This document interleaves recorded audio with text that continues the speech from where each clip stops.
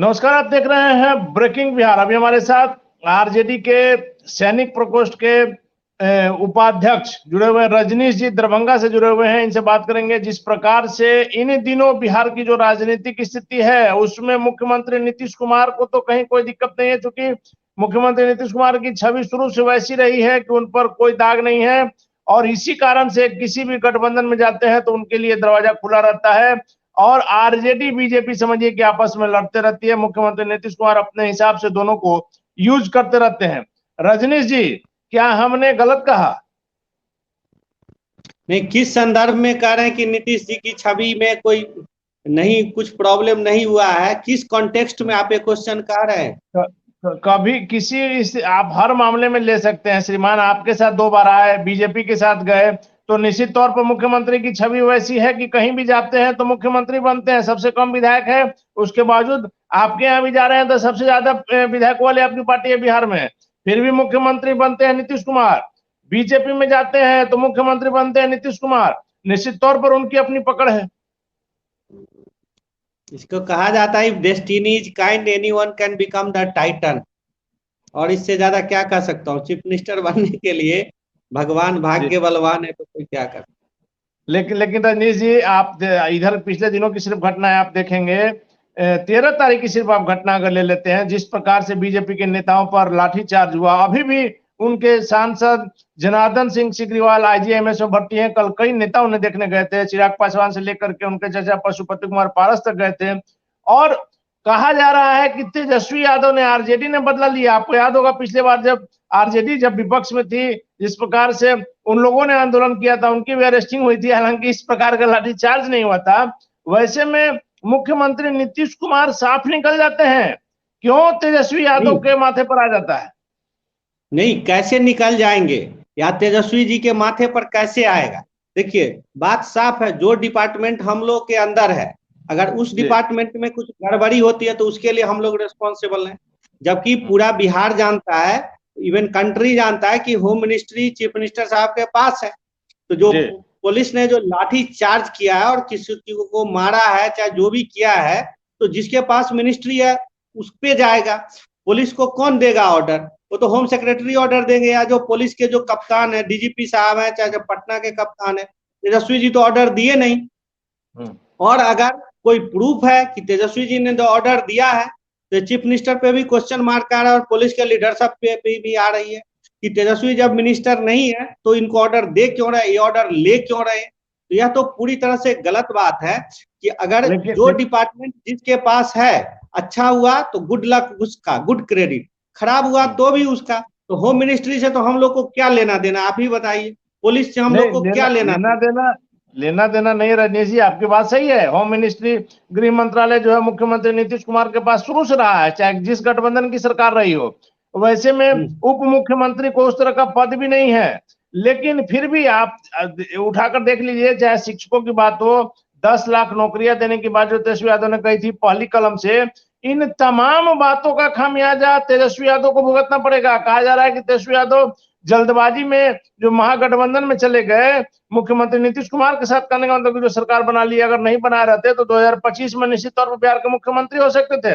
वैसे में कहा जा रहा है कि मुख्यमंत्री नीतीश कुमार तो बेदाग निकल जा रहे हैं, तेजस्वी फंस जा रहे हैं। नहीं, देखिए, टीचर्स को जो पिटवाया गया है, या टीचर कुछ दिन पहले, जैसे देखिए, ये जो 4 लाख लोगों को नौकरी दिया, इसको नीतीश जी ने ही नौकरी दिया है। बहुत पहले हमने, आज की बात नहीं है, थोड़ा टाइम देके सुन लीजिए, 7 माने 2006-7 की बात है। न्यूज़पेपर का नाम मुझे याद नहीं, वो पायोनियर था कि स्टेट्समैन, एक न्यूज छपा था उसमें कि नीतीश जी ये राइजिंग स्टार और पासिंग कॉमेट, उगता हुआ तारा है कि पासिंग पुच्छल तारा है। उसमें उसने आर्गुमेंट दिया था कि नीतीश जी ने कैसे सेंट्रल फंड को यूज करके इतना लार्ज लेवल एम्प्लॉयमेंट किया है। आज नीतीश जी को लग रहा है कि मैंने नौकरी भी दी और ये टीचर नीतीश जी को पानी पिला के रखे हुए हैं। जब देखते हैं तब तालाबंदी, जब देखते हैं पेमेंट बढ़ाओ, जब देखते हैं कुछ। तो इसको ऑर्गेनाइज ढंग से नीतीश जी इनको ठीक कर रहे हैं कि पहले रूल था कि टेंशन दो नहीं, टेंशन लो नहीं दो।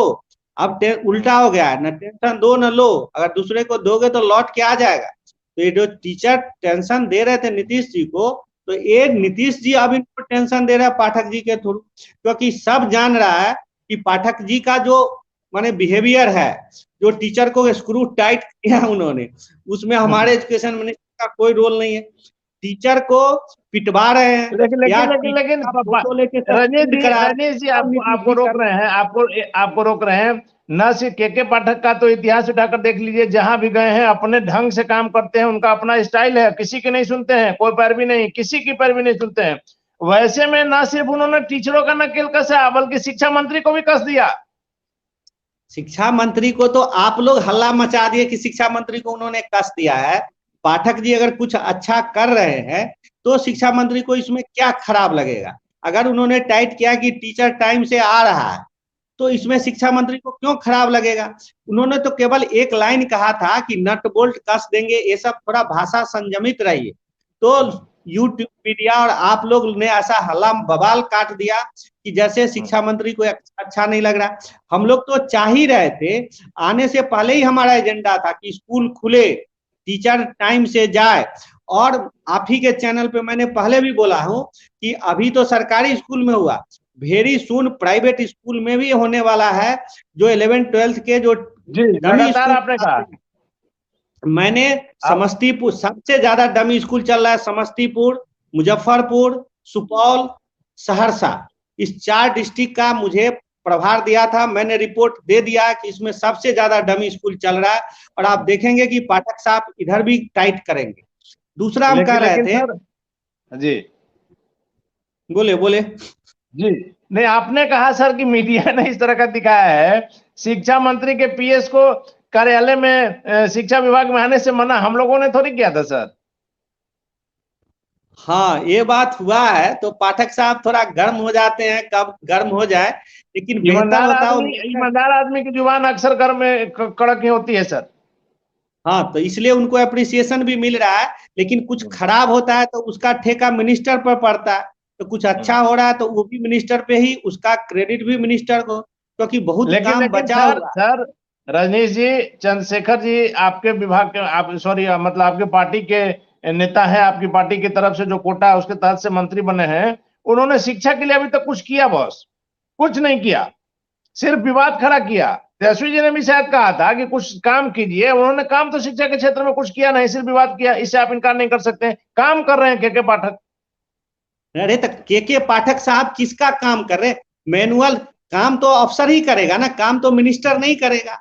अब पॉलिसी बनाया है मिनिस्टर साहब ने, उसको एग्जीक्यूट कर रहा है।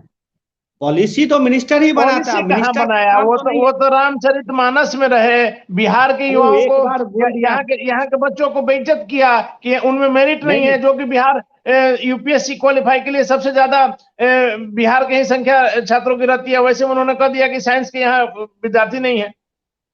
नहीं देखिए, ये बात का मैंने भी विरोध किया था। बात होता क्या है कि जो टीचर का रिक्रूटमेंट होगा उसमें पेमेंट कम है, जो क्वालिफाइड लोग हैं, जैसे कोचिंग इंडस्ट्री में ही मैक्सिमम लोग बिहार के आज के दिन, जिससे आईआईटी का रिजल्ट हो रहा है, लेकिन उनका पेमेंट 1 लाख से ऊपर है, 2 लाख के आसपास है।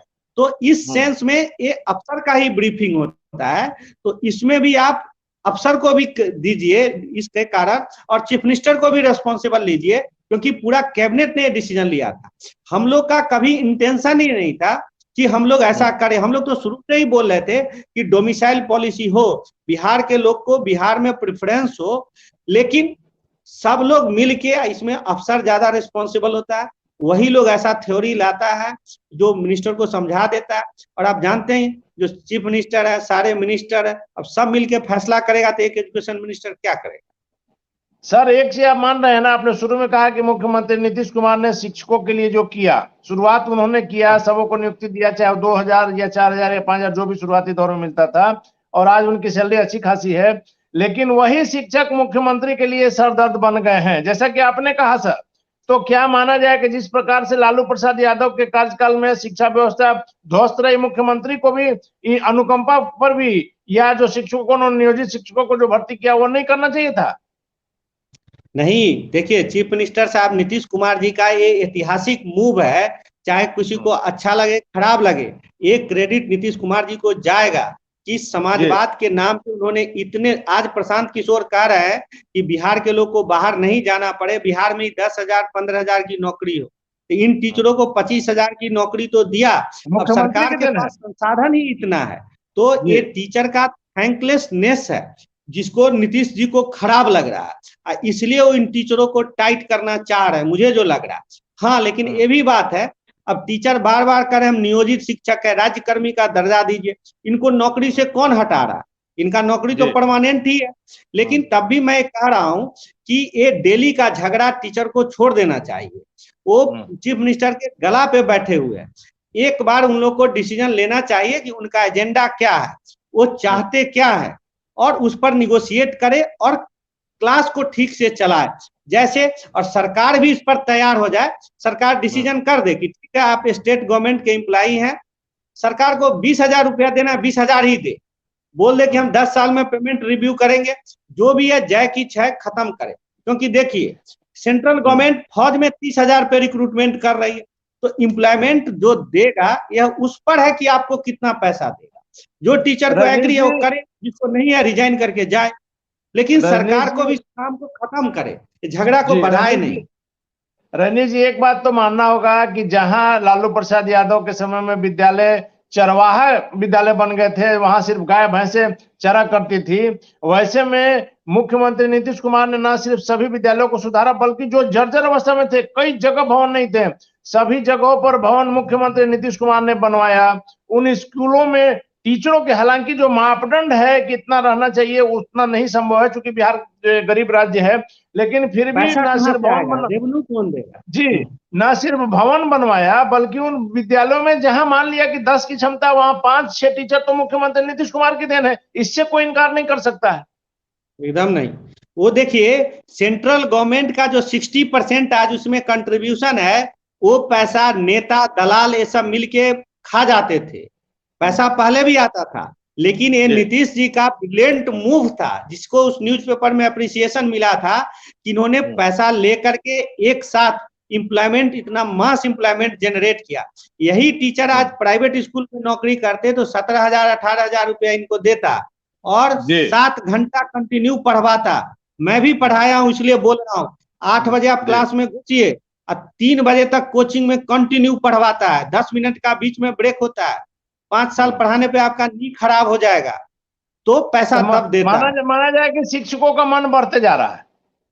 मन नहीं बढ़ते जा रहा है, उनका भी एस्पिरेशन है कि उनको भी 50,000 मिले, 1 लाख मिले, जो भी हो, लेकिन उनको ये भी देखना चाहिए कि सरकार के पास पैसा है, संसाधन है कि नहीं है।